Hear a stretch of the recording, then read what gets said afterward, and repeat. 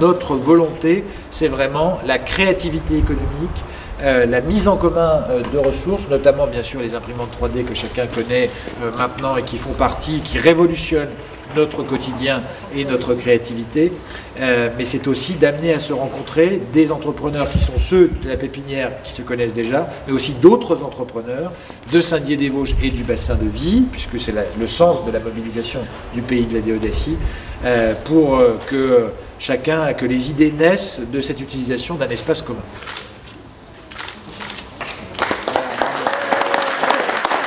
Quel type de projets sont concernés ? Alors ça peut être tout type de projet, une personne qui se dit voilà j'aimerais bien créer une entreprise, faire par exemple des produits électroniques, un véhicule, des luminaires, n'importe quoi. Par exemple on a une personne qui veut créer des luminaires, elle vient au Fab Lab, elle paye une cotisation qui coûte très peu cher et qui lui permet d'avoir accès à du matériel qui serait impossible pour elle à acheter. Vous proposez d'autres services encore ? Alors bien sûr, donc ce qu'il faut voir, c'est qu'il y a un ensemble de personnes qu'on appelle des Fab Managers qui ont des compétences diverses, techniques, commerciales, artistiques, et qui vont aider le porteur de projet à aboutir, parce que c'est très dur, enfin il n'y a pas d'endroit équivalent à un Fab Lab pour trouver un mix de compétences tels que ceux-là, pour trouver des artistes, des artisans, des industriels. On a aussi des gros partenaires industriels, comme par exemple la société Numalliance, qui mettent des moyens, des services à notre disposition, et ça c'est quelque chose d'unique, il n'y a pas d'autre lieu à ma connaissance qui offre autant de compétences variées.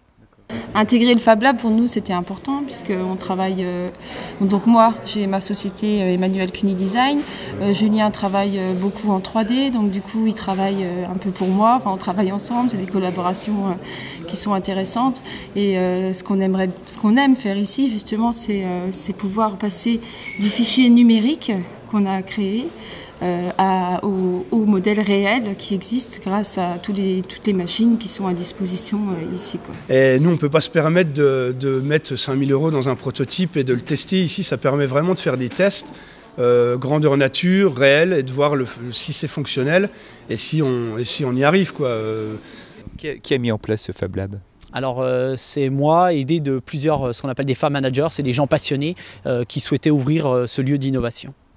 Donc là, vous êtes hébergé dans la pépinière. C'est un service de la pépinière d'entreprise ou non ? Alors c'est quelque chose de totalement indépendant. On est une association donc, qui est hébergée par contre par la pépinière. C'est la pépinière qui nous met à disposition ces superbes locaux qui nous permet d'accueillir avec un atelier, avec tout un environnement et qui est de toute façon dans la continuité de la pépinière d'entreprise. Et des gens de la pépinière d'entreprise peuvent aussi avoir besoin des services du Fab Lab.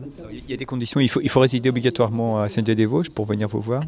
Alors non, pas nécessairement. Hein. On a une portée qui est même au niveau du département, hein, vu qu'il n'y a aucun équivalent sauf à Gérardmer depuis quelques temps, mais on a vraiment une volonté d'ouverture au niveau du département.